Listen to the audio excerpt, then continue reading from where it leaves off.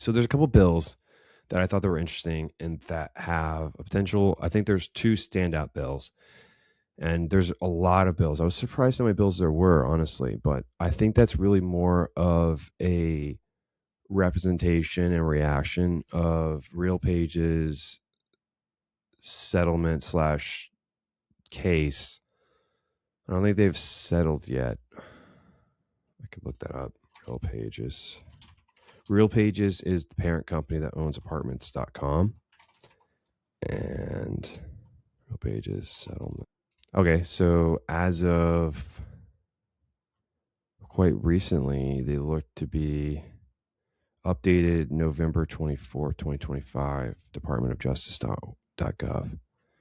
Quite long. I'm not going to search for it, but it looks like they are moving. They're moving in a positive direction on that. But that was a huge deal to where they found out that there was price collusion being implemented with Apartments.com's company utilizing the information from CoStar. CoStar is this really expensive real estate platform that tells you like prices and estimates of evaluations of properties.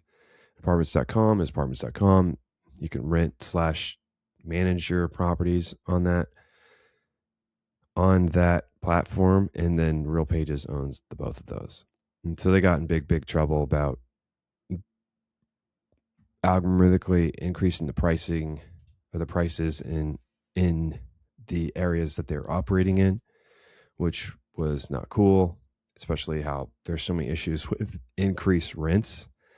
And so they were artificially increasing the rents because they were increasing the rents all at the same time. And then if everything's increased, then it actually increases everything in the marketplace, because if like you have this Quaker situation to where, I don't know the market share of the Quaker merchants back in the day, but say, for example, apartments.com has 20% market share in some metro area.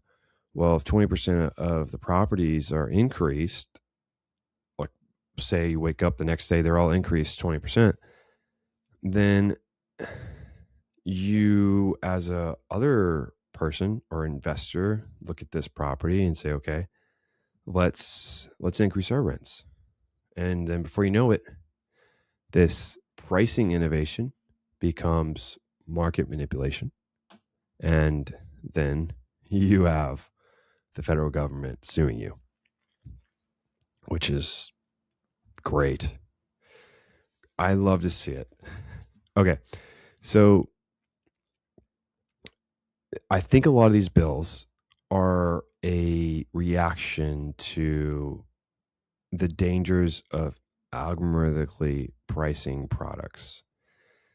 And so S232 is from the Judicial Committee, and this is a new bill being introduced in reaction to what happened with apartments.com, which once again the parent company, RealPage, to basically make algorithmic price collusion illegal.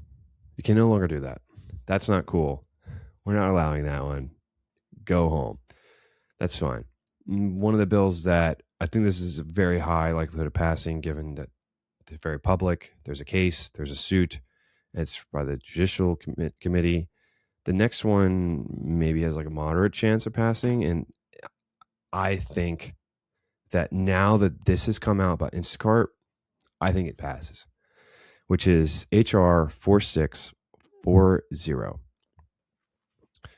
So this bill is a bill that, well, deals with basically what happened with Instacart. Like you can't say that you are the tech layer and that you're a service and you don't deal in commerce and you're not a physical good.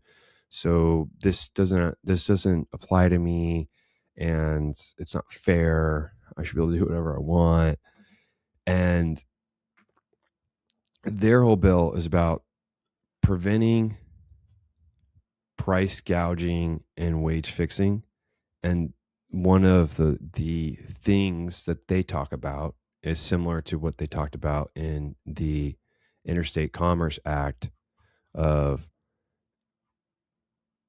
I almost said 1937. That's the Robinson-Patterson Act, or 1936, Robinson-Patterson. 1887 Interstate Commerce Act is we don't care if it's a good or a service. If you use personal data to charge two people different prices for the same transaction, it's illegal.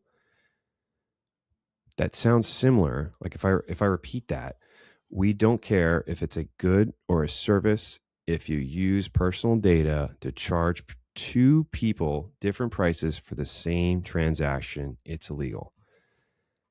And then if you close your eyes and you think back in the day and you hear, you are a common carrier, you cannot charge different people different rates for the same journey based on their identity or power. Sounds pretty similar. So basically, it outlaws the ability for companies to charge the same folk different prices. Oh, hold on. I did it again. I keep saying same people for some reason. Different people, same price. Man, missed a banger on that one.